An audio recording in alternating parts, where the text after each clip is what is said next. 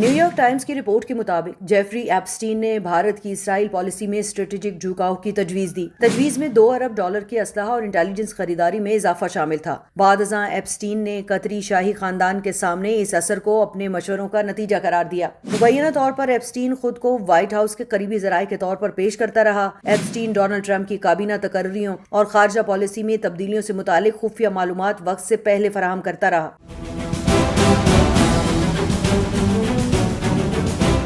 Reports کے مطابق Epstein نے ارب پتی انیل امبانی کو امریکی اثر و رسوخ کے اہم حلقوں تک رسائی دی، جن میں اسٹیو بینن اور ٹام بیرک جیسے نام شامل ہیں۔ امبانی نے مبینہ طور پر جیریڈ کشنر سے اعلیٰ سطحی ملاقاتوں کے لیے اسی نیٹ ورک کا استعمال کیا۔